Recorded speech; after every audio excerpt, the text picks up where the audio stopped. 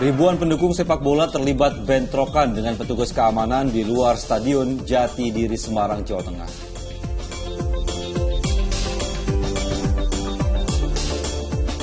Banjirnya datang lagi.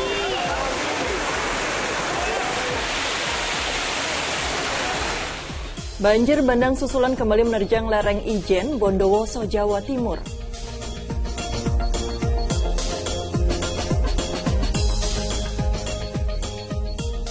Kecelakaan lalu lintas terjadi di Kabupaten Banyumas, Jawa Tengah. Sebuah bus wisata bertabrakan dengan truk tangki air.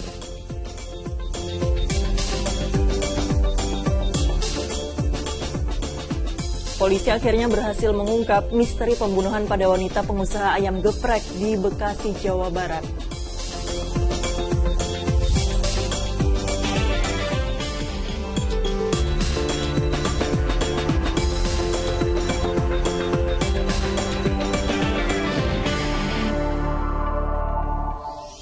Halo, selamat pagi. Senang sekali saya Dani Maulana. Dan saya Nurul Cinta kembali menjumpai Anda dalam Fokus Pagi kali ini Sabtu 18 Februari 2023. Ya, Cinta dan pemirsa, dalam 1,5 jam ke depan kami hadir dengan rangkaian informasi dan peristiwa terbaru yang telah dihimpun tim redaksi kami hingga dini hari tadi. Langsung saja kita awali informasi di Fokus Pagi. Ya, pemirsa, ribuan pendukung sepak bola terlibat bentrok dengan petugas keamanan di luar Stadion Jatidiri Semarang saat digelar laga PSIS Semarang versus Persis Solo. Ya, masa kecewa lantaran pertandingan digelar tanpa penonton.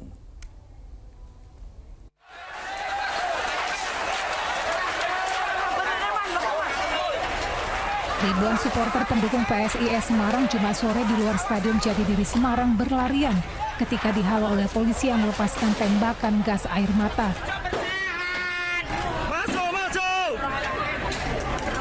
Masa dibubarkan paksa lantaran mereka berulah dengan melempari petugas keamanan saat diimbau untuk tidak masuk ke dalam area stadion.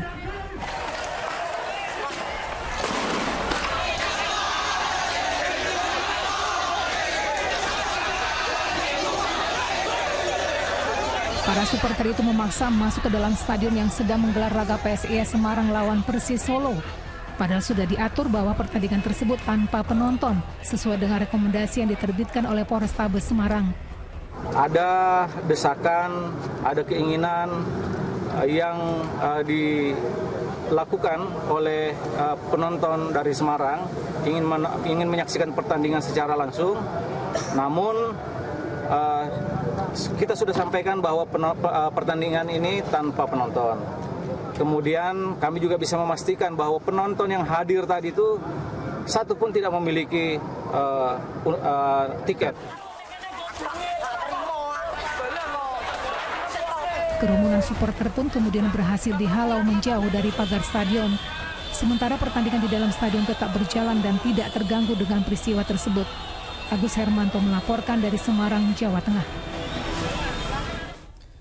Terkait kerusuhan supporter dengan polisi di Semarang, Wakil Ketua Umum PSSI yang juga merupakan Menpora, Zainuddin Amali, menyayangkan terjadinya kerusuhan di luar stadion. Zainuddin mengatakan pihaknya akan segera mencari solusi terbaik terkait masalah supporter. Kan dari informasi sementara itu adalah penonton atau pendukung dari tim tuan rumah PSIS yang ada di luar stadion.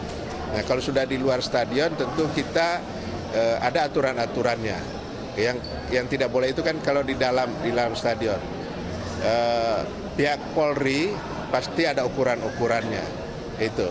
Jadi kita akan bicarakan besok di dalam meeting Esko, apakah salah satu yang akan dipertimbangkan apakah akan diizinkan lagi pertandingan tanpa penonton. Beralih ke informasi lain, banjir mencapai 2 meter, merendam puluhan rumah warga di Makassar, Sulawesi Selatan. Warga yang sebelumnya bertahan di rumah dipaksa untuk mengungsi ke posko.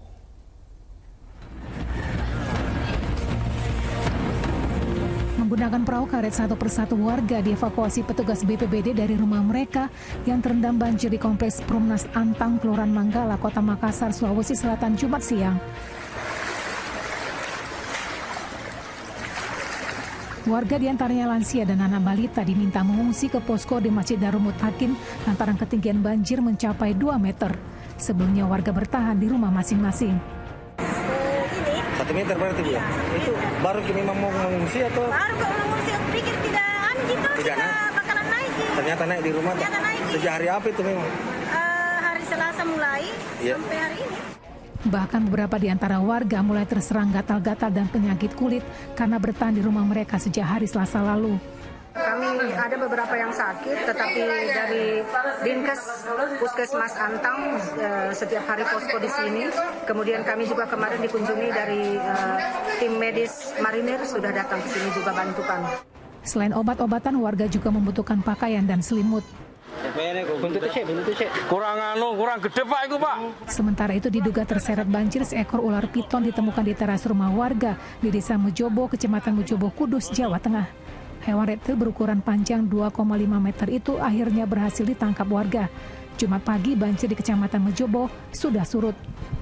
Tim Liputan melaporkan. Ya pemirsa, hingga Jumat malam banjir yang merendam Kota Makassar, Sulawesi Selatan di sejumlah titik belum ada tanda-tanda akan surut. Tidak hanya merendam permukiman, banjir juga memutus akses jalur alternatif yang menghubungkan 2 kabupaten penyangga, yakni Goa serta Kabupaten Maros.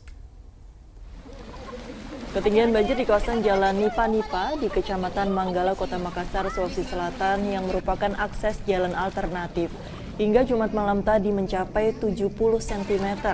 Kondisi ini memaksa warga yang tinggal di Kabupaten Maros dan Goa harus menggunakan perahu agar bisa menerobos banjir. Debit air yang tinggi dan berarus deras mengakibatkan akses jalan ini terputus, tak lagi bisa dilalui kendaraan. Lantaran belum ada tanda-tanda surut, penduduk di kawasan ini memilih mengungsi.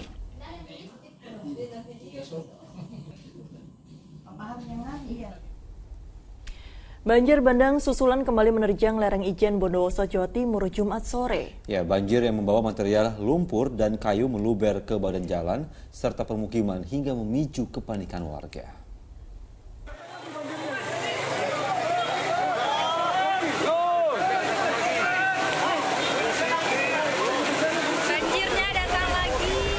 Inilah detik-detik banjir bandang susulan yang melanda desa Sempol, Kecamatan Ijen Bondowoso pada Jumat sore.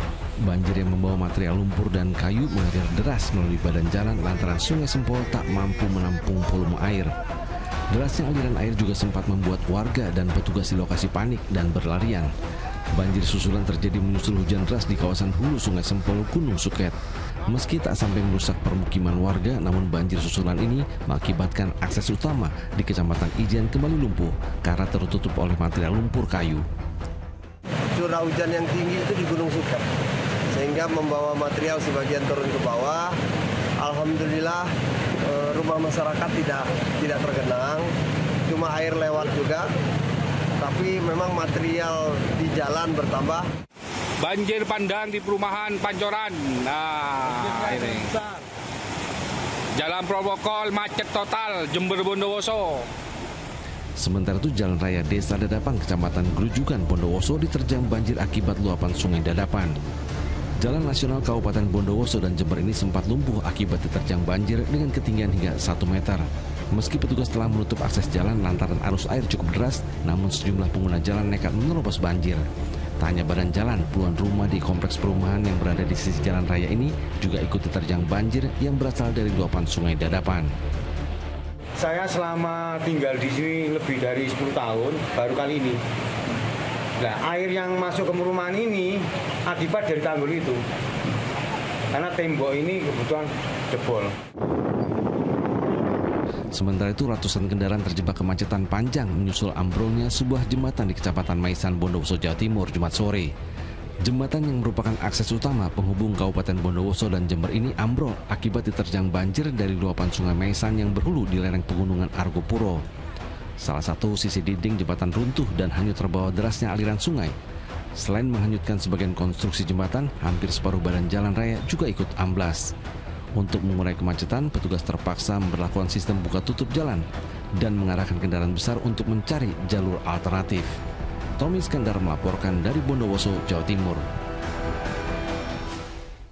Warga terus mendatangi posko pengungsian menyusul banjir yang belum kunjung surut di Solo, Jawa Tengah. Ya, untuk mengantisipasi membludaknya pengungsi, Wali Kota Solo Gibran Rakabuming Raka menambah posko dan juga menjamin kebutuhan para korban banjir.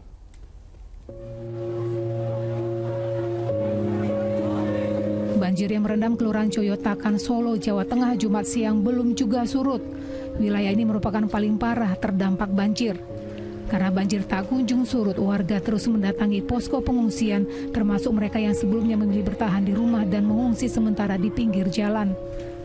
Mengantisipasi membeludaknya warga di tempat pengungsian, Wali Kota Solo Gibran Rakabuming Raka membuka posko tambahan dan menjamin kebutuhan para korban banjir. Yang paling parah gini ya, paling pengungsi ini paling oke ya. Ini yang di jalan-jalan gimana Mas? Hah? Nggak jalan-jalan tapi masuk sini aja, harus saya masuk sini atau kelurahan dan lain-lain. Enggak, nanti kalau perlu dibukain tempat lain ya. Akibat luapan anak Sungai Bengawan Solo membuat 16 kelurahan di kota Solo terendam banjir. BPBD Solo mencatat ada 21.846 warga terdampak banjir. Dan yang mengungsi tercatat 3.898 orang. Luapan anak Sungai Bengawan Solo juga berdampak ke Klaten, Jawa Tengah. Jumat siang banjir masih merendam permukiman warga di Desa Bener, Wonosari. Ketinggian airnya mencapai 1 meter memaksa sekitar 100 warga tetap bertahan di pengungsian seperti balai desa hingga Dukuh, Banaran. Pemerintah setempat sudah menyiapkan kebutuhan logistik dan selimut bagi warga terdampak banjir yang memilih tetap mengungsi. Tim Liputan melaporkan. Di informasi berikutnya, pemirsa, cuaca ekstrim yang terjadi di sejumlah daerah mengakibatkan terjadinya longsor yang menutupi jalan. Tak hanya itu, longsor mengakibatkan rusaknya rumah warga.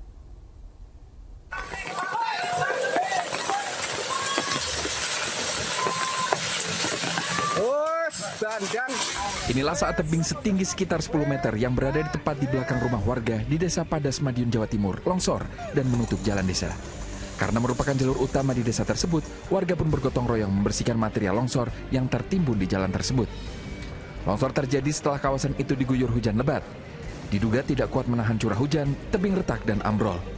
Menghindari terjadinya korban jiwa, warga yang tinggal di sekitar lokasi diminta waspada, terutama ketika hujan turun. Hujannya lebat sudah beberapa hari, mulai pada 4 hari itu hujan terus-menerus. Terusnya malam mesti hujan, terus yang pagi terang, nanti agak siang sudah hujan lagi. Di tempat berbeda, sebuah rumah di Desa Bedagong, Magetan, Jawa Timur rusak parah setelah dihantam longsoran tebing setinggi 12 meter. 4 orang penghuni rumah tersebut selamat karena langsung keluar rumah sesaat setelah mendengar teriakan ada longsor dari warga yang berada di atas tebing. Namun seorang bocah terluka di kepala akibat terkena material longsor. Sementara itu, hujan deras yang mengguyur Kabupaten Belu, Nusa Tenggara Timur mengakibatkan jalan Sabuk Merah perbatasan Indonesia Timur Leste rusak parah. Ruas jalan yang menghubungkan Kecamatan Lakmane dan ibu kota kabupaten amblas sekitar 50 meter sehingga kendaraan tidak bisa melalui tempat tersebut. Akibatnya aktivitas ekonomi lumpuh karena jalan itu merupakan jalur utama 2 kecamatan ke ibu kota kabupaten. Tim Liputan melaporkan. Beralih ke informasi lain, sebuah pabrik pengolahan biji plastik di Kalideres, Jakarta Barat hangus terbakar. Sementara itu di Timika, Papua Tengah diduga gara-gara bermain korek api, sebuah rumah ludes dilalap si jago merah.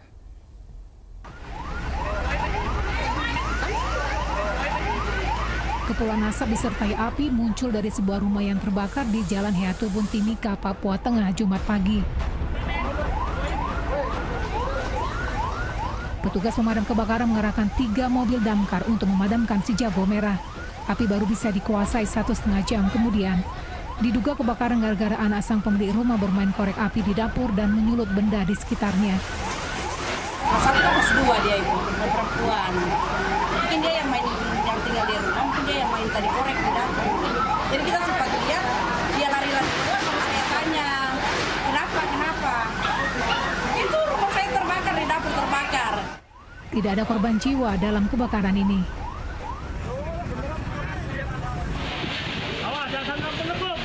Kebakaran juga menghanguskan sebuah pabrik pengolahan biji plastik di Kompleks Pergunungan Kamal Indah, Kalideres, Jakarta Barat, Jumat siang. Sejumlah personel pemadam kebakaran dan 14 mobil damkar dikerahkan ke lokasi guna menjinakkan api. Kondisi Jago Merah berhasil dikuasai 1 jam kemudian.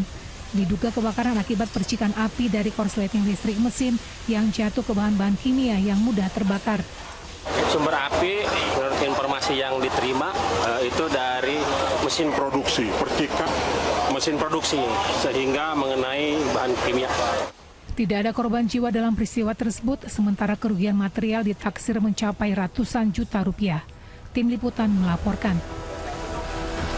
Selamat menunaikan ibadah salat subuh untuk Anda warga DKI Jakarta dan sekitarnya. Kini kita lanjutkan informasi di Fokus Pagi. Ya, pemirsa, baku hantam dan kericuhan menyertai penertiban bangunan liar yang memanfaatkan fasilitas umum di Kabupaten Goa, Sulawesi Selatan. Ya, bahkan 2 orang petugas Satpol PP terluka dan harus menjalani perawatan medis.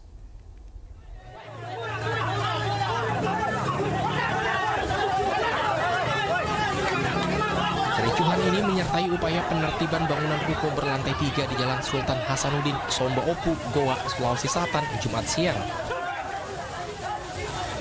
Petugas Satpol PP Goa sedianya membongkar atap bangunan yang menghalangi jalan dan sarana umum lainnya. Selain terjadi dorong-dorongan, sekelompok orang tiba-tiba datang dan memperkeruh keadaan, menyusul adanya saling baku hantam. Petugas pun terlibat kejar-kejaran dengan sekelompok orang hingga ke jalan raya. Petugas terpaksa menertibkan bangunan ini menyusul tadi indahkannya 3 kali surat teguran. Bangunan selain mengganggu keindahan kawasan wisata sejarah, atap bangunan masuk ke bahu jalan. Lokasi itu juga mengganggu keindahan kawasan sejarah Balalompa atau rumah adat kerajaan Goa, juga bangunan tak berizin. Pada desa sibuk melarikan aja tadi yang atas kiri tadi. Oh kenal. Ya. Saya kurang lihat wajah dari siapa aja. Ya. Orang-orang ya. Berapa orang tahu? 10. Enggak tahu berapa orang. Berapa? 10. Kericuhan mereda setelah polisi berhasil mengendalikan situasi. Punya isi mengendalikan bangunan. Hingga kita hanya melukai karena ketika kami bongkar terganggu dengan struktur bangunan yang di dalam. Sehingga kami tunda untuk membongkar secara total. Kami akan lakukan manual, tapi karena hujan. Nah, tiba-tiba tadi aku mau balik ke markas ke kantor, tiba-tiba ada sekelompok orang, 10 orang menyerang Satpol. Terjadilah miskomunikasi berkelahi. Sementara 2 orang petugas Satpol PP terluka dan masih menjalani perawatan di rumah sakit. Kini polisi menangani kasusnya dan tengah memburu sekelompok orang yang lakukan pemukulan. Andi Muhammad Sardi melaporkan dari Kabupaten Goa, Sulawesi Selatan. Sementara itu, pemirsa, petugas Dinas Sosial gencar menggelar razia penyandang masalah kesejahteraan sosial atau PMKS di Ibu Kota Jakarta. Sejumlah pemulung diamankan dalam razia tersebut. Jangan bentak Pak, saya ikut. Adu mulut terjadi saat petugas Satpol PP melakukan razia penyandang masalah kesejahteraan sosial di Tanah Abang, Jakarta Pusat, Jumat siang. Pemulung yang diamankan petugas ini menolak dibawa ke panti sosial. Mengetahui orang tuanya hendak dibawa, anak perempuan pemulung itu menangis histeris. Pak ya, namanya emang usaha saya tuh mulung gitu loh. Kalau nggak mulung ya anak istri saya mau makan apa? Di kawasan Pluit Utara Raya, Jakarta Utara, petugas mengamankan manusia gerobak dan pemulung. Mereka kemudian diangkut ke mobil khusus, lalu dibawa ke kantor kecamatan Penjaringan. Di razia kali ini, petugas juga mendapati seorang pemulung yang membawa seorang anak dan ternyata bukan anaknya. Bapaknya kemana? Itu juga bukan dia, temen mulung di situ. Temen mulung? Iya. Anaknya orang berarti ya? Iya, anak tetangga. Razia PMKS akan terus dilakukan untuk menekan masalah sosial dan mengurangi manusia gerobak di DKI Jakarta. Tim Liputan melaporkan. Diduga karena kerusakan mesin, kapal wisata yang membawa rombongan pelajar di Palembang menabrak rumah apung di Sungai Musi. Akibat tabrakan itu, rumah apung mengalami kerusakan yang cukup parah.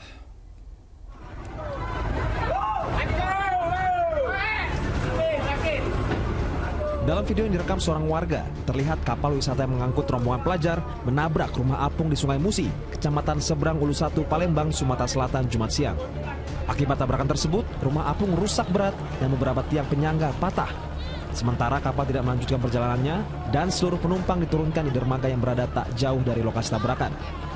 Mereka itu mati mesin, tabrak rakit.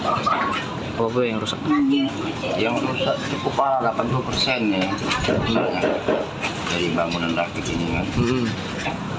Kalau ini sudah dicek sama habis tapi belum ada kelanjutannya. Diduga peristiwa itu akibat kerusakan pada bagian mesin sehingga kapal tidak bisa dikendalikan. Dedy Irwansyah melaporkan dari Kota Palembang, Sumatera Selatan.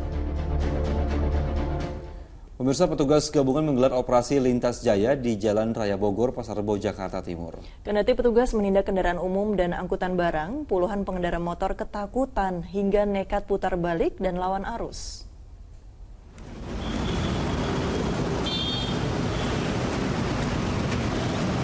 Puluhan pengendara motor ini mendadak putar balik dan melawan arah saat melihat razia petugas gabungan di Jalan Raya Bogor, Pasar Rebo, Jakarta Timur pada Jumat siang.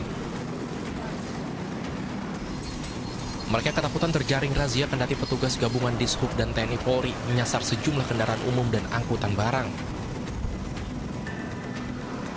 Satu persatu petugas memeriksa kendaraan, diantaranya satu unit mobil derek liar bertuliskan unit Laka Lantas Jakarta Utara. Selain tak memiliki kelengkapan surat-surat kendaraan, derek liar ini tak layak beroperasi.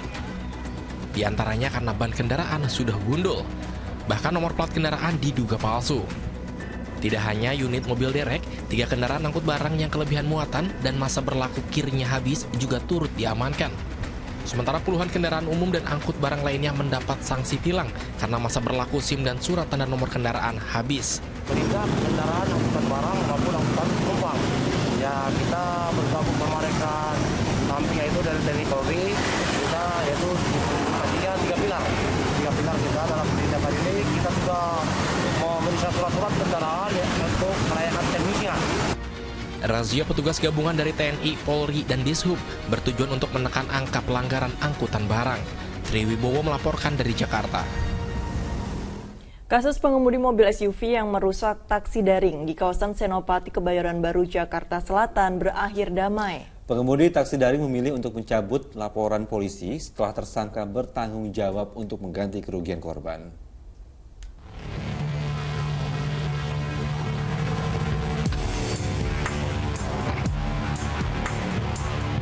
Pengemudi taksi daring Ari Widianto akhirnya memilih berdamai dengan pengemudi mobil SUV yang merusak kendaraannya di kawasan Senopati, Kebayoran Baru, Jakarta Selatan beberapa waktu lalu.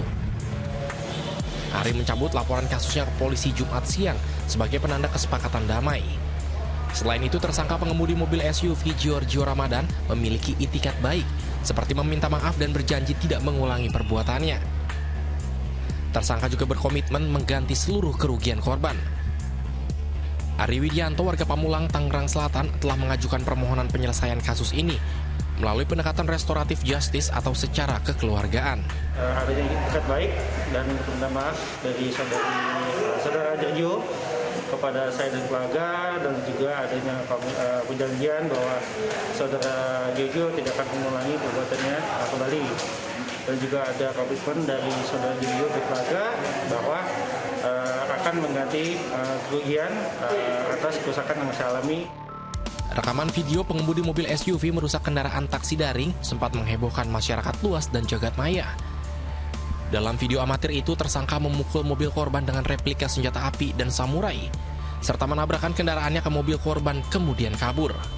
Polisi yang menangani kasusnya sudah menahan pengemudi SUV Giorgio Ramadan sebagai tersangka perusakan terhadap mobil korban 13 Februari lalu. Muhammad Nur melaporkan dari Jakarta. Dari informasi kecelakaan lalu lintas karena menyeberang jalan sambil memainkan ponsel, seorang pengemudi ojek daring di Medan, Sumatera Utara ditabrak motor. Sementara di Pasuruan, Jawa Timur, seorang ibu rumah tangga tewas terlindas truk.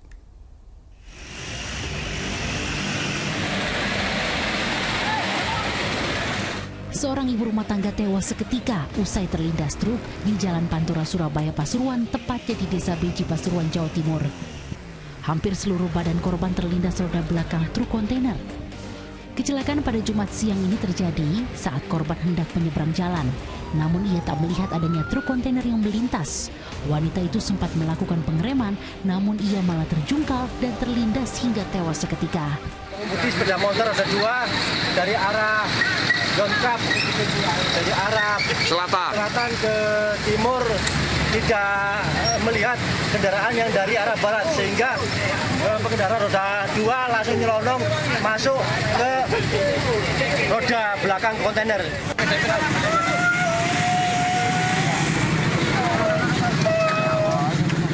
Anak korban yang tiba di lokasi pingsan saat mengetahui ibunya tewas mengenaskan. Korban kemudian dibawa ke rumah sakit untuk diotopsi, sementara sopir dan truk kontainer diamankan ke Polantas Beji. Rekaman CCTV di Jalan Brigjen Katamso Medan Sumatera Utara ini memperlihatkan seorang ojek daring ditabrak sebuah motor. Akibatnya, korban terpental dan mengalami luka di kepala serta kaki. Peristiwa ini terjadi saat korban menyeberang jalan sambil memainkan ponselnya usai mengambil pesanan dari sebuah restoran. Tiba-tiba motor yang melaju kencang dari arah persimpangan lampu merah menabrak korban. Kasus kecelakaan ini berakhir secara damai. Tim Liputan melaporkan. Beralih ke informasi lain, seorang pekerja bangunan di Tulungagung, Jawa Tengah tewas akibat tertimpa reruntuhan bangunan. Ya, kejadian ini bermula saat korban tengah membongkar tembok rumah milik warga.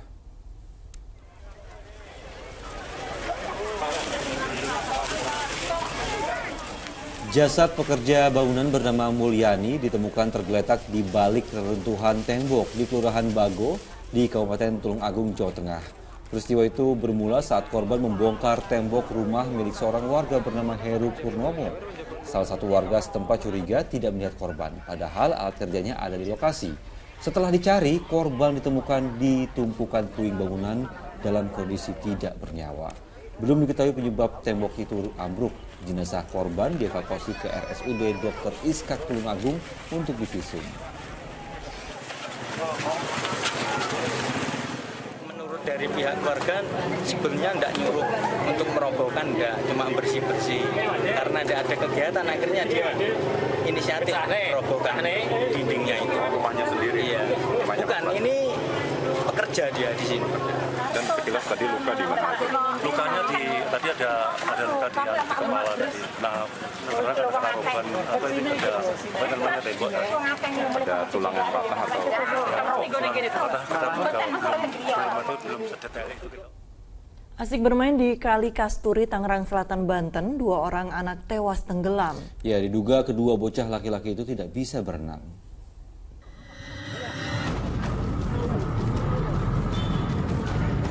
Warga Jalan Kasuari, Tangerang Selatan, Banten dikejutkan dengan tewasnya 2 orang bocah laki-laki akibat tenggelam saat tengah berenang di Kali Kasturi Jumat siang. Insiden tragis itu terjadi saat kelima bocah sepulang sekolah bermain di dekat kali. Namun tiba-tiba 3 anak turun untuk berenang, sementara 2 rekannya masih berada di atas. Saat ketiga anak itu bergeser ke tengah kali, 2 orang tenggelam, sementara 1 rekannya berhasil menepi. Diduga bocah tersebut tidak bisa berenang. Yang saya tahu cuman 2 meninggal di tempat, 1 selamat. Jasad kedua bocah malang itu kemudian dibawa ke rumah sakit dan kasusnya sudah ditangani oleh Kepolisian Sektor Pondok Aren, Tangerang Selatan. Syabudin Atar melaporkan dari Tangerang Selatan, Banten. Sementara itu pemirsa, seorang remaja perempuan di Purworejo, Jawa Tengah tewas setelah tercebur di sungai pada Jumat petang. Tubuhnya baru dapat ditemukan pada Jumat malam setelah petugas gabungan berjibaku melakukan pencarian korban. Tim SAR gabungan yang terdiri dari TNI Polri, BPBD, relawan, dan warga berhasil menemukan tubuh Vanessa Putri berusia 13 tahun dalam kondisi tak bernyawa pada Jumat malam. Jasad korban ditemukan sekitar 1 km dari lokasi terceburnya korban. Jasad remaja Putri warga Dusun Celep, Desa Karangsari, Kecamatan Bener, Purworejo, Jawa Tengah ini langsung dibawa ke Rumah Sakit Citro Wardoyo, Purworejo untuk dilakukan pemeriksaan.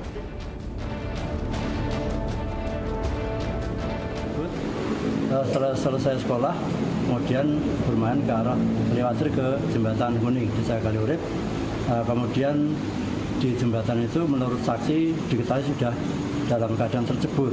Kemudian ditolong oleh saksi tidak bisa karena Dari penyelidikan polisi, kejadian bermula ketika sepulang sekolah pada Jumat sore sekitar jam 4, korban berjalan ke arah jembatan Sungai Kuning yang berada di perbatasan Desa Kaliwader dan juga di Desa Kaliurip, Kecamatan Bener. Saat itu korban tiba-tiba tercebur ke sungai saat kondisi sungai sedang banjir.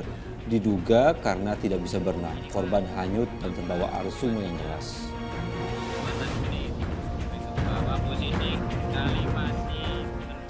Viral di jagadmaya kasus dugaan penganiayaan anak pengidap autis oleh seorang terapis rumah sakit memasuki babak baru. Kepolisian Depok, Jawa Barat menetapkan sang terapis sebagai tersangka lantaran bertindak tidak sesuai prosedur.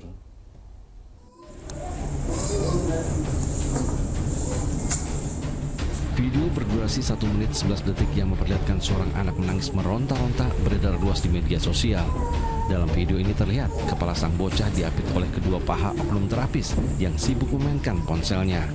Aparat kepolisian Polres Metro Depok merespon cepat video viral terkait dugaan penganiayaan di sebuah rumah sakit di Depok, Jawa Barat itu dengan langsung menetapkan sang terapis sebagai tersangka. Dari hasil penyidikan polisi, tersangka melakukan metode terapi blocking namun tidak sesuai dengan standar operasional prosedur. Selain tidak menghiraukan permintaan ibu korban untuk dibukakan pintu, tersangka justru asik bermain ponsel. Oleh karena itu, saudara H telah kami tetapkan sebagai tersangka. Namun karena ancaman hukuman tersangka di bawah 5 tahun penjara, maka tersangka tidak kita lakukan penahanan dan kita kenakan wajib lapor. Dalam perkembangan yang sama, Dinas Kesehatan Kota Depok juga langsung merespon peristiwa ini.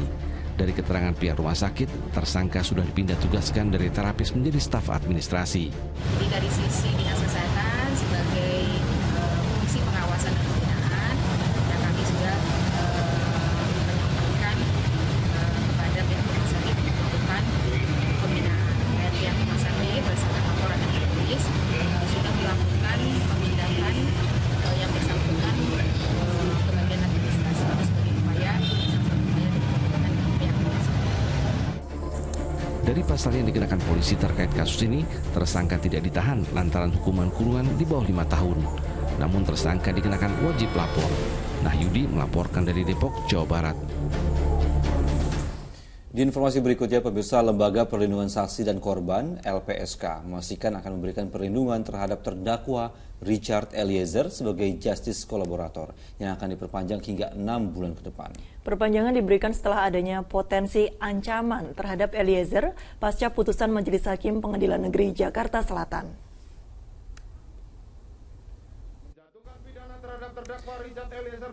Terdakwa Richard Eliezer mengajukan perpanjangan status justice kolaborator ke Lembaga Perlindungan Saksi dan Korban (LPSK) setelah masa perlindungan 6 bulan pertama habis pada bulan Februari. Sesuai aturan LPSK, permohonan Eliezer telah dikabulkan sehingga kembali akan mendapatkan perlindungan selama 6 bulan ke depan dan bisa diperpanjang lagi. Bentuk perlindungan diberikan setelah adanya putusan pengadilan, diantaranya akan ada petugas LPSK yang berada dekat Eliezer di dalam sel. LPSK memperpanjang perlindungan lantaran adanya potensi ancaman. LPSK menilai para terdakwa lainnya memiliki kekuatan yang lebih besar dibandingkan Eliezer. Pelaku yang lain ini kan kekuatannya luar biasa dibandingkan dengan Eliezer. Yang kita tidak tahu apakah jejaringnya juga masih ada dan sebagainya. Kalau nanti merasa memerlukan perlindungan, kita akan himbau untuk mengajukan permohonan. Orang tua Eliezer. Tapi sampai sekarang rupanya belum. Polisi akhirnya berhasil mengungkap misteri pembunuhan pada wanita pengusaha ayam geprek di Bekasi, Jawa Barat. Informasi selengkapnya akan disampaikan oleh Nurul Cinta hanya di Fokus Live. Berdua, kamu membunuh berdua. Kamu siapa? Kamu siapa? Sudah.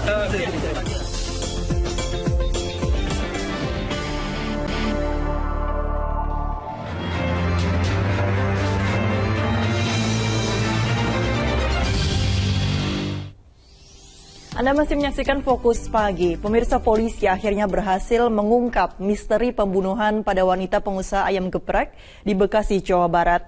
Korban dibunuh oleh 2 karyawannya yang mengaku sakit hati. Misteri pembunuhan pada Maharendra Intan Melinda, pengusaha ayam goreng di Desa Sukamantri, Kabupaten Bekasi, Jawa Barat, akhirnya terkuak. Polisi meringkus kedua pelaku pembunuhan yang sedang melarikan diri ke daerah Subang, Jawa Barat. Satu pelaku di antaranya bahkan masih di bawah umur.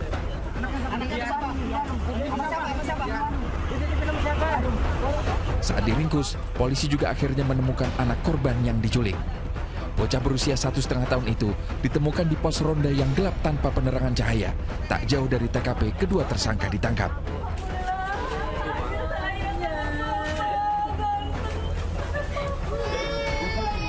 Pertemuan anak korban dengan keluarga pun berlangsung dramatis. Intan dibunuh oleh kedua karyawannya yang baru bekerja selama 5 hari.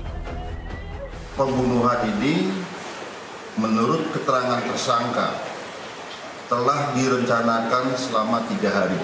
Motif sementara dari pengakuan tersangka adalah karena sakit hati. Itu terkait dengan gaji, terkait dengan pelakuan, karena yang bersangkutan ini baru bekerja 5 hari. Usai diotopsi, jasad Intan telah dimakamkan pihak keluarga. Sebelumnya Intan ditemukan tewas oleh sang suami yang kala itu akan menjemputnya dari tempat usaha mereka. Intan tewas dengan luka parah di bagian kepala. Atas perbuatannya, tersangka dijerat pasal berlapis tentang pembunuhan berencana, pencurian, dan penculikan anak dengan ancaman penjara seumur hidup atau hukuman mati. Tim Liputan melaporkan. Dicari-cari selama 2 hari, pengendara motor yang membuang korban kecelakaan lalu lintas di Depok, Jawa Barat akhirnya dibekuk polisi. Sosok pria itu dikenali dari rekaman CCTV ketika ia membawa korban.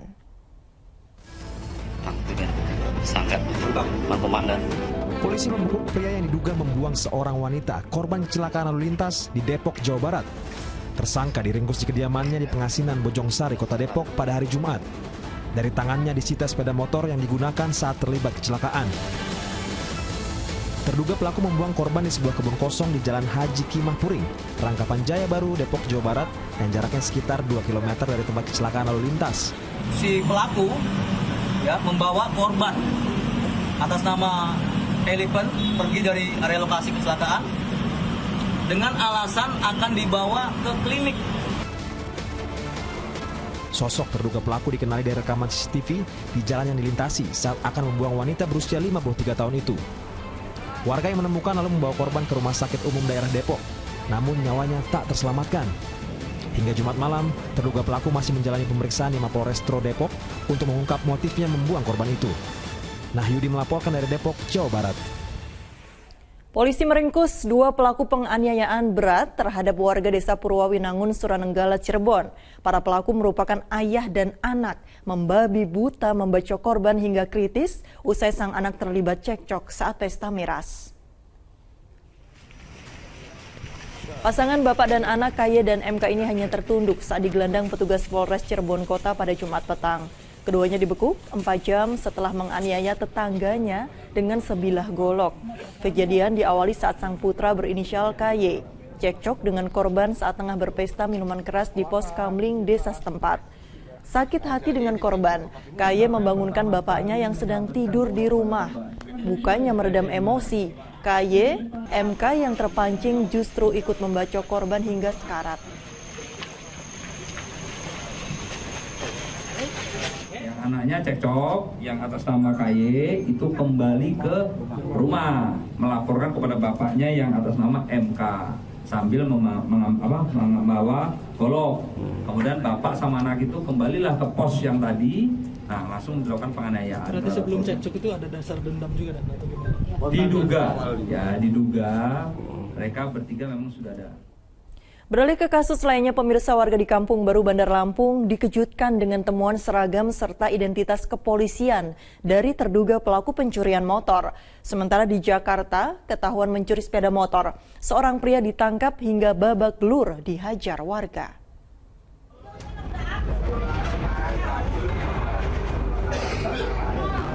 Aksi pencurian sepeda motor ini direkam melalui ponsel oleh warga di Gang Layang Kayu Besar, Kalideres, Jakarta Barat pada Jumat subuh. Tanpa sadar, pelaku bernama Ahmad Budiono ini tak sadar aksinya sudah diketahui. Pelaku sempat bersembunyi di dalam kamar mandi sebelum dibekuk warga yang sudah menunggunya. Emosi warga tak terkendali. Di lokasi ini kerap terjadi pencurian sepeda motor dan pelakunya tak pernah tertangkap. Pelaku berikut barang bukti sudah digelandang ke Polsek Kalideres, Jakarta Barat. Terus kemarin di sini ada Beat, baru lunas malah hilang depan pada subuh itu. Ya, jadi warga di sini geram ya ngincer lah siapa pelakunya itu, sampai kita beli CCTV juga buat ngamanin. Di Bandar Lampung, warga menemukan identitas dan seragam aparat kepolisian dari seorang pelaku pencurian kendaraan bermotor. Saat beraksi, 2 pelaku pencuri di indekos di Kampung Baru, Lampung terpergok korban serta tertangkap kamera pengawas. Panik takut tertangkap, salah satu pelaku terjatuh serta meninggalkan motor dan tasnya. Saat digeledah, tas ternyata berisi seragam berikut KTA anggota kepolisian. Jadi yang ngejar ini diambillah motor sama tas yang dibawa ke kosan si korban ini. Setelah di kosan korban, dia buka tas itu, di tas itu ditemukan ada pisau, katanya pisau sama dompet. Nah, di dompet itu ada identitas. Identitas apa itu, Pak? Identitas berupa SIM sama KTA sama KTP. Motor pelaku yang tertinggal dan tas berisi atribut Polri kini disita polisi sektor Kedaton Bandar Lampung yang menangani kasus ini. Belum ada keterangan resmi dari aparat terhadap penemuan seragam dan identitas oknum anggota polisi yang ditemukan warga saat aksi pencurian sepeda motor ini. Ari Susanto melaporkan dari Bandar Lampung, Lampung. Seorang wanita di Parepare, Sulawesi Selatan mencuri di sebuah minimarket dengan memasukkan barang curian ke dalam kerudung. Sementara di Bogor, Jawa Barat, pelaku pencurian menyasar karyawan SPBU.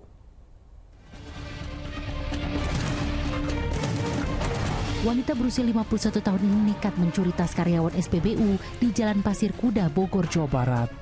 Sengaja dilakukan saat kondisi sedang ramai agar korbannya lengah. Polsek Bogor Barat yang menerima laporan langsung mengamankan wanita itu di rumah kontrakannya di kawasan Paledang, Kota Bogor, Jumat siang. Pelaku beralasan mencuri karena terdesak kebutuhan ekonomi. Untuk yang di SPBU motif untuk bayar kontrakan. Akibat perbuatannya, ia dijerat pasal tentang pencurian yang ancamannya kurungan penjara maksimal 5 tahun. Kasus serupa juga terjadi di sebuah minimarket di Jalan Lahale di Kota Parepare, Sulawesi Selatan, Jumat siang. Seorang wanita yang berpura-pura sebagai konsumen melakukan pencurian senilai jutaan rupiah. Modusnya, pelaku memasukkan barang curian ke dalam kerudung panjang yang ia pakai. Namun aksinya dicurigai oleh pegawai minimarket. Saat digeledah, ditemukan puluhan kosmetik dan sabun kecantikan.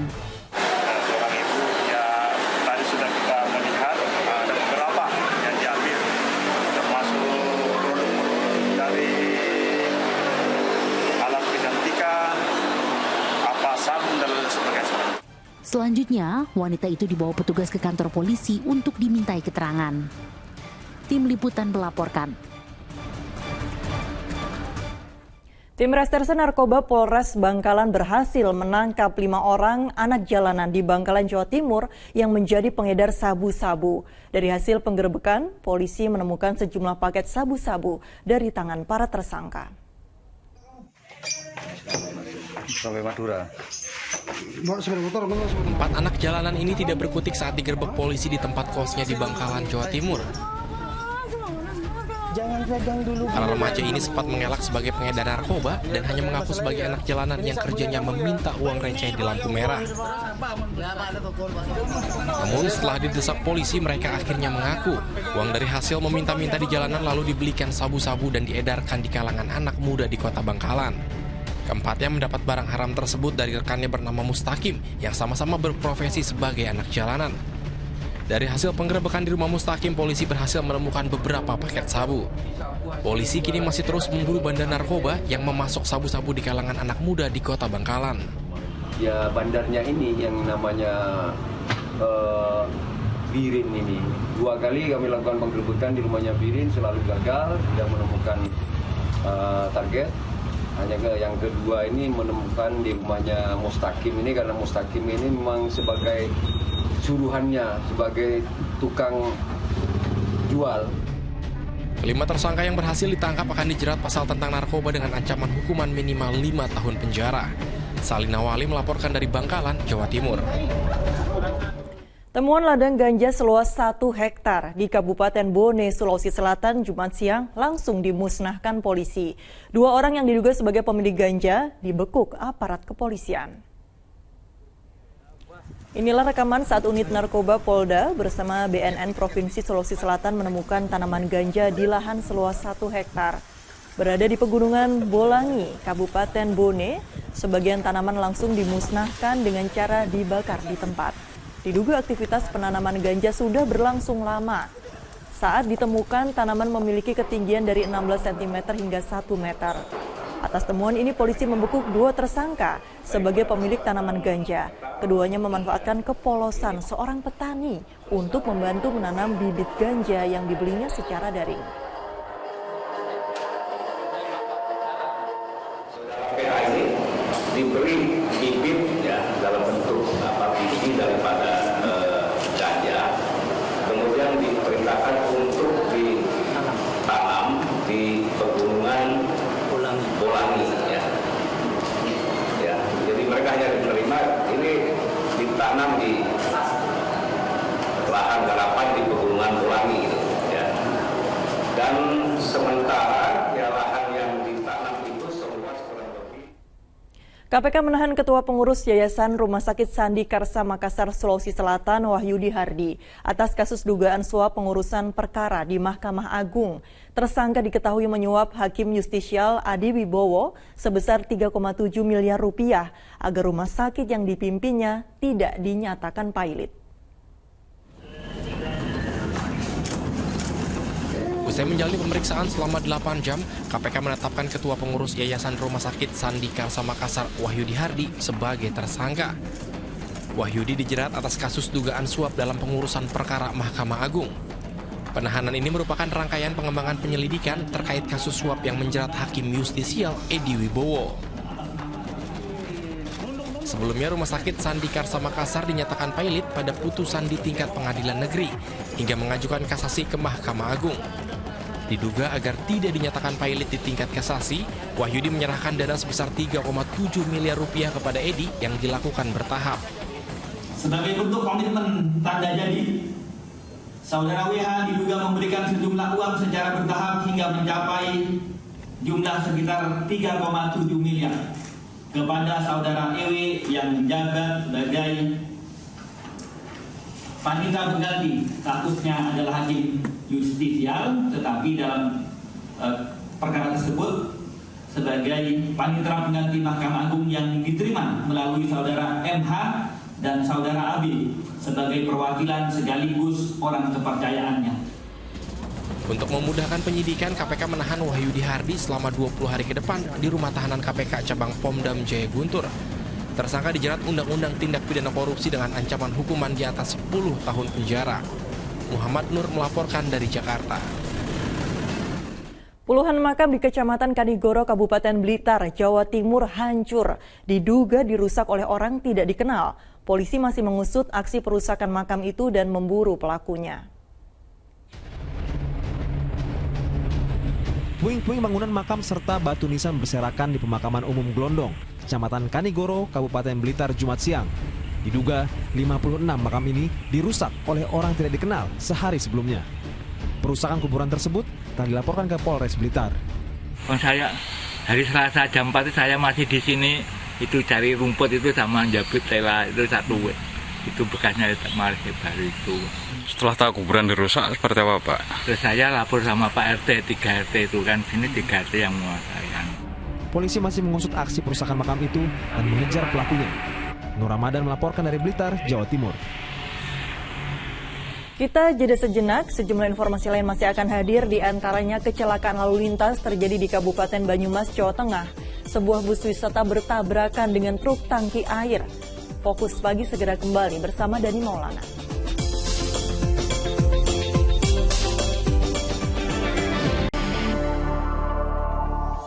Anda kembali menyaksikan Fokus Pagi bersama saya Dani Maulana. Pemirsa, sempat surut sepekan terakhir, banjir kembali menerjang permukiman di Dusun La'ala di Desa Areate, Kabupaten Seram, bagian barat Maluku. Akibatnya banjir kembali memaksa puluhan warga untuk mengungsi.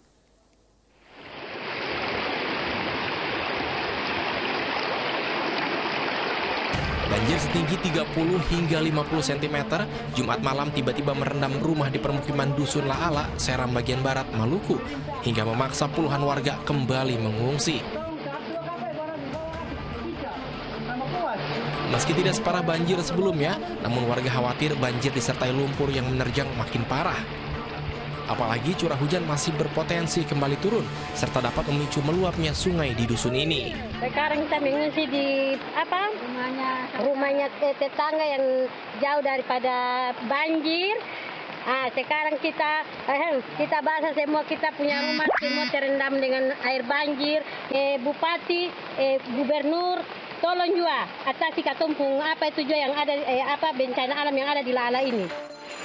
Dusun La'ala ini kerap menjadi lokasi langganan banjir. Warga berharap pihak terkait dapat menuntaskan normalisasi sungai agar banjir tak lagi menerjang permukiman serta memaksa warga mengungsi. Juhri Samaneri melaporkan dari Kabupaten Seram bagian barat, Maluku. Di informasi lainnya, kecelakaan lalu lintas terjadi di Kabupaten Banyumas, Jawa Tengah, melibatkan sebuah bus wisata yang bertabrakan dengan truk tangki air. Evakuasi pengemudi bus berlangsung dramatis sebab kaki pengemudi terhimpit di ruang kemudi.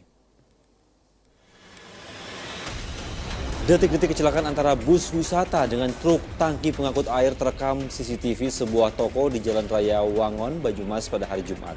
Kecelakaan bermula saat bus wisata tanpa penumpang melaju dari arah Wangon menuju ke arah Aji Barang dengan kecepatan tinggi. Tiba-tiba oleng dan menabrak truk tangki air dari arah yang berlawanan. Tidak ada korban jiwa, tapi evakuasi dramatis sopir bus yang kakinya terjepit di ruang kemudi. Sementara itu sopir truk tangki mengalami luka ringan. Tangki bawa air dari arah mana? Tangkinya dari arah utara, busnya dari arah selatan. Berarti di depan toko jenengan itu? Iya. Madepnya ini, Mas? Kayaknya kencang banget sih. Kelihatan di itu situ. Karena listrik dan aliran air ini dimatikan sepihak oleh pengelola, puluhan emak-emak penghuni apartemen di kawasan Cempaka Putih, Jakarta Pusat mengadu ke kantor gubernur. Sambil menangis mencurahkan isi hati, mereka meminta agar Pemprov turun tangan menyelesaikan persoalan yang terjadi. Saya bukan berkata, kalaupun air mata saya jatuh, bukan karena seorang sakti, tidak. Seorang wanita, salah satu penghuni apartemen di kawasan Cempaka Putih, Jakarta Pusat, menceritakan persoalan yang tengah dialaminya di meja pengaduan gedung Balai Kota DKI Jakarta. Bersama sejumlah penghuni lainnya, mereka meluapkan isi hati yang tidak mampu dibendung. Menurut salah seorang penghuni, perebutan hak urus apartemen antara PPRS, bentukan warga, dengan pihak pengelola berujung diputusnya aliran listrik dan air hunian apartemen. Untuk itu, Pemprov DKI diharapkan bisa turun tangan menyelesaikan persoalan status quo kepengurusan apartemen. Kita menunggu Pokja aja nih Pak gitu masa. Jadi pada saat menunggu Pokja, pengelola itu mati-matiin semua orang gitu Pak yang nggak bayar ke pengelola. Gitu. Berapa banyak yang dimatikan? Kurang lebih ya kata 200-an. Kurang lebih. Gimana itu contohnya? Nah itu sengsara banget Pak. Ada yang mau beribadah numpang ke rumah yang lain gitu yang nyala. Dia punya daging banyak yang busuk. Kalau yang lagi nggak ada orang ya Pak ya di rumahnya terus tiba-tiba dimatikan dia punya. Pemirsa, PT Kereta Api Indonesia telah membuka pemesanan tiket menjelang mudik Lebaran 2023. Tiket kereta api untuk mudik Lebaran sudah bisa dipesan dan dibeli pada tanggal 26 Februari 2023. PT KAI memprediksi volume penumpang kereta api pada masa angkutan Lebaran tahun ini akan mengalami kenaikan signifikan seiring kebijakan PPKM dihapus oleh pemerintah pusat. Guna menghindari kepadatan penumpang, PT KAI meminta agar para pemudik melakukan perencanaan yang matang, diantaranya dengan memesan tiket dari jauh-jauh hari agar tidak kehabisan. Karena terhitung pada tanggal 26 Februari 2023 atau tepatnya H-45 sebelum Lebaran, PT KAI Indonesia akan membuka layanan pemesanan dan pembelian tiket. yang dapat dilakukan menggunakan kereta melalui aplikasi KAI Akses hingga kanal resmi yang bekerjasama dengan PT KAI.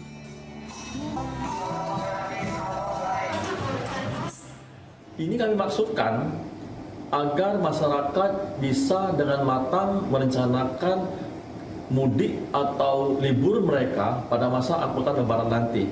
Dan ini juga kami maksudkan dengan adanya penjualan tiket pada H-45 sebelum masa keberangkatan akan meningkatkan layanan kami kepada masyarakat dalam menggunakan.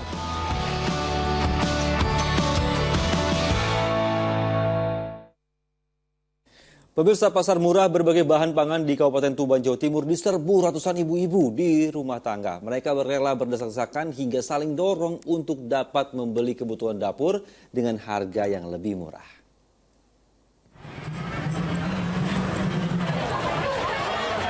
Ratusan ibu rumah tangga berbondong-bondong mendatangi pasar murah yang digelar di Desa Penambangan, Kecamatan Semanding, Tuban pada Jumat siang. Mereka menyerbu stand penjualan bahan pangan murah seperti beras, gula, telur, minyak, hingga bawang merah dan cabai.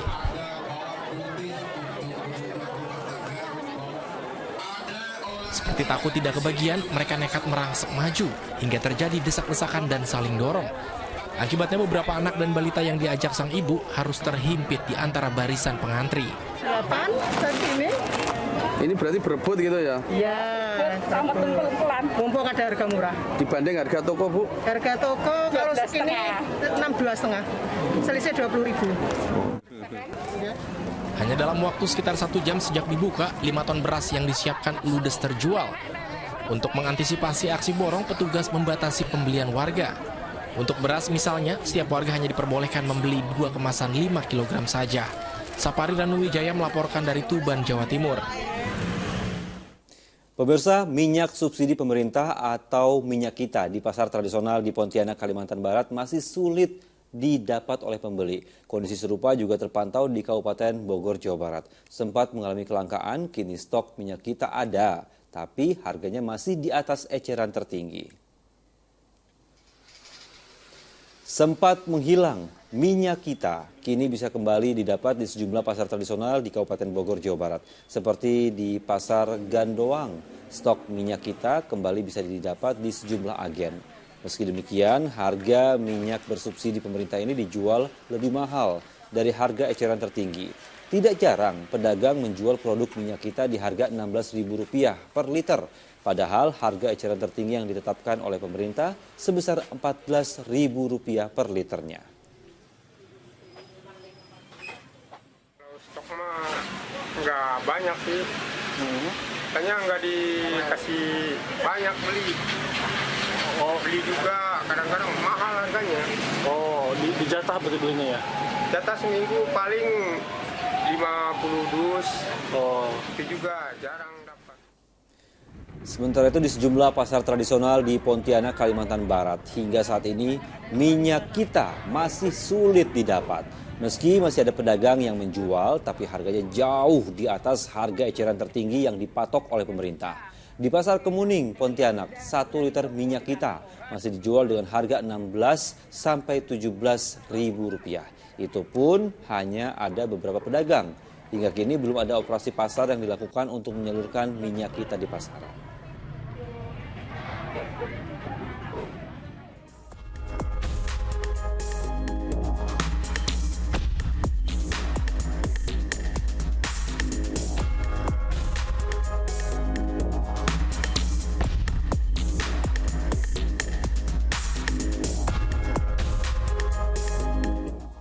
Kita kembali jeda sejenak pemirsa, Fokus Pagi akan hadir dengan informasi lainnya, diantaranya adalah Timnas Indonesia U20 mengawali turnamen mini di Jakarta dengan menggilas Fiji U20 4 gol tanpa balas. Fokus Pagi segera kembali.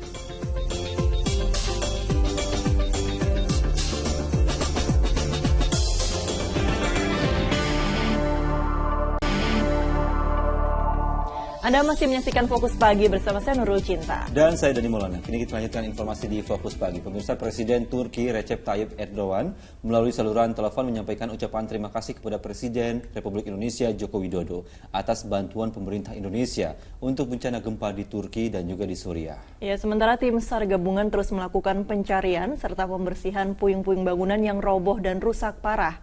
Kita simak laporan Glenn Joshua dari distrik Odabaşe, kota Antakya, Turki. Saat ini saya tengah melakukan penelusuran di tengah kota Antakya. Kita lihat ini merupakan salah satu proses evakuasi yang tengah dilakukan oleh tim SAR di sini. Memang hanya alat berat yang mereka bisa andalkan. Karena kita lihat salah satu contoh di sini bangunan ini strukturnya sudah tidak berbentuk. Setengah dari bangunan ini masih berdiri, namun setengahnya lagi ini sudah luluh lantah dan juga memang terbagi menjadi pecahan-pecahan kecil. Inilah yang membuat SAR tidak bisa dilakukan secara efektif. Mereka hanya bisa mengandalkan alat berat seperti ini untuk bisa membersihkan dan juga mencari korban yang masih dinyatakan hilang. Tidak hanya itu saja, kami juga tadi memantau bahwa ada salah satu warga yang sempat menggunakan alat untuk bisa naik ke lantai 3 rumah mereka, mengevakuasi barang yang masih bisa mereka selamatkan. Namun memang di sepanjang jalan ini kita lihat bahwa ratusan gedung rumah susun ataupun rusun ini terlihat di sini dan tidak semua bisa mereka naiki. Karena salah satunya seperti di gedung sana, kita lihat bahwa struktur ini sudah miring sehingga mereka itu sangat berpotensi ambruk ketika adanya gempa susulan. Diharapkan bantuan dan juga tim SAR ini bisa terus dilakukan agar bisa menemukan korban yang masih dinyatakan hilang hingga saat ini. Dari kota Antakya, Provinsi Hatay, Glenn Joshua melaporkan. Kita beralih ke informasi olahraga. Pemirsa, Indonesia U20 mengawali turnamen mini di Jakarta dengan hasil gemilang. Melawan timnas Fiji, Garuda Nusantara menang telak 4-0.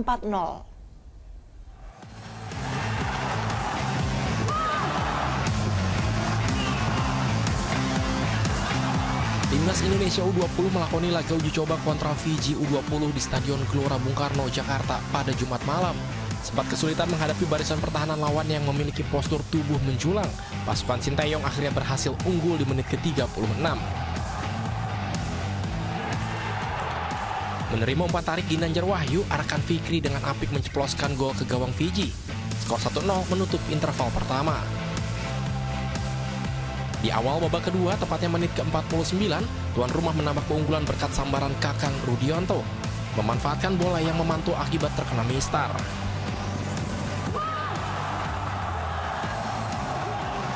Di menit ke-55 pemain Fiji Thomas Dan diganjar kartu merah. 5 menit berselang gol ketiga Indonesia tercipta. Kali ini gol dicetak oleh Reza Aditya. Fiji yang bermain kasar harus kehilangan sang kapten Melvin Mani usai menerima kartu kuning kedua di menit ke-70. Pesta gol Indonesia ditutup dengan gol sundulan Hoki Caraka. Indonesia pun menang 4-0. 스코어로 보면 우리가 4대0 이겼다고 해서 만들 수 있겠지만 저는 절대 만들 수 없다. 이런 경기인 것 같고 이 정도 수준 갖고는 또 AFC에 좋은 성적을 내줬다. 우리 앞으로 배신해야 되고. Pertandingan uji coba Indonesia melawan 3 negara yang sudah lolos ke Piala Dunia U20 2023 sekaligus menjadi persiapan skuad Garuda Nusantara mengarungi Piala Asia U20 2023 yang akan dihelat di Uzbekistan Maret mendatang. Kita akan harapkan ini akan berguna buat tim nasional kita, juga sekaligus buat coach Sinteyong bisa melihat kan tidak semua yang dipanggil 30 itu akan dibawa. Karena ada batasannya, sehingga sekarang sedang penilaian siapa yang akan dibawa ke Piala Asia U20. Pada pertandingan mini turnamen ini, skuad asuhan Sinteyong selanjutnya akan menghadapi New Zealand U20 pada hari Minggu malam. Tim Liputan melaporkan. Dari pekan ke-25 BRI Liga 1, Dewa United sukses memetik kemenangan atas PSS Sleman. Pada laga lainnya, Persis Solo berhasil meraih 1 poin usai menahan imbang PSIS Semarang.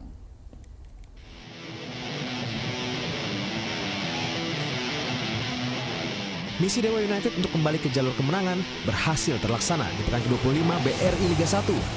Melawan tuan rumah PSS Sleman di Stadion Maguwo Harjo, Yogyakarta, Jumat petang, Dewa United unggul lebih dulu melalui gol penalti Majid Osman di menit 31. 10 menit berselang, PSS menyamakan skor lewat gol yang dicetak Kim Jeffrey Kurniawan. Di babak kedua, tim tamu bermain lebih menekan dan berhasil menambah 2 gol, yaitu melalui gol Iksan Kurniawan dan penalti Risto Mitrevski. Menang 3-1, Tangsel Warrior naik ke peringkat 11, sedangkan PSS tertahan di strip ke-14. Di laga lain, harapan PSIS Semarang untuk meraih 3 angka gagal terwujud. Melawan Persis Solo di Stadion Jatidiri, Semarang, Jawa Tengah, PSIS baru bisa mencetak gol di menit 80 lewat sepakan penalti Septian David Maulana. Namun, Persis mampu merespons di menit 90 lewat aksi individu menawan Irfan Jauhari. Pertandingan pun berakhir dengan kedudukan 1-1. Hasil imbang ini tidak mengubah posisi Laskar Maesa Jenar di peringkat 8 dan Laskar Sambernyawa di posisi 10. Pemirsa, Persebaya Surabaya bersiap menghadapi Bali United dalam lanjutan pekan ke-25 BRI Liga 1. Laga ini diprediksi berjalan sengit karena kedua tim hanya berjarak 1 tingkat di tangga klasemen. Duel dua tim raksasa tanah air akan tersaji di Stadion Maguwoharjo, Sleman, Yogyakarta pada Sabtu sore. Antara Bali United menghadapi Persebaya Surabaya dalam lanjutan pekan ke-25 BRI Liga 1. Laga nanti diprediksi akan berlangsung alot karena Serdadu Tridatu dan Bajul Ijo saat ini merupakan rival langsung di tangga klasemen. Kedua tim sama-sama telah mengoreksi 37 poin. Namun Bali United berhak memiliki peringkat lebih baik karena unggul head-to-head dengan menempati urutan ke-6, sementara Persebaya berada 1 strip di bawahnya. Tapi kali ini berbekal 6 kemenangan beruntun, Persebaya optimis mampu membalas kekalahan dari Bali United di putaran pertama.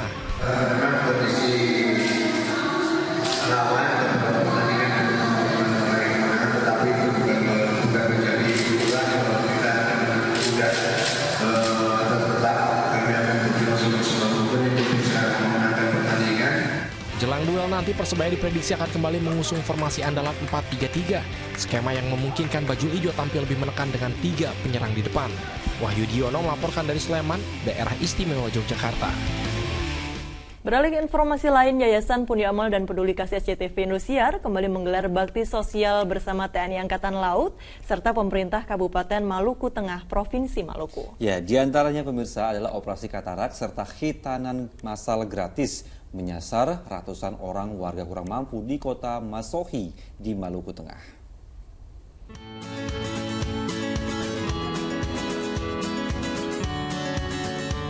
Dengan penuh semangat, 150 orang pasien ini mengikuti rangkaian pemeriksaan kesehatan untuk operasi katarak di Rumah Sakit Umum Daerah Masohi, Kabupaten Maluku Tengah, Maluku. Satu persatu pasien katarak menjalani tahapan pemeriksaan kesehatan sebelum menjalani operasi.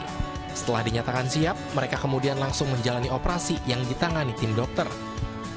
Operasi katarak gratis Yayasan Pundi Amal dan Peduli Kasih SCTV Indosiar bekerjasama dengan TNI Angkatan Laut serta pemerintah Kabupaten Maluku Tengah untuk membantu masyarakat kurang mampu.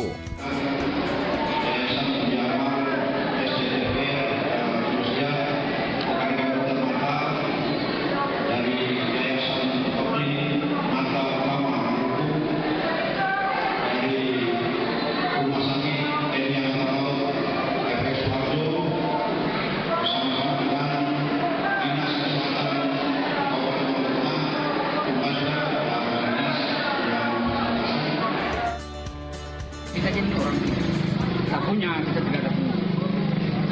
Terpaksa kita ikut saja itu. Ikut, biarkan gitu. Biarkan gitu. Sejak kapan itu kira-kira Pak? 2016. Dari 2016 sudah ya. Iya. Minta terima kasih banyak-banyak dari SCTV Indonesia dan IPB karena mau membantu mata saya ini.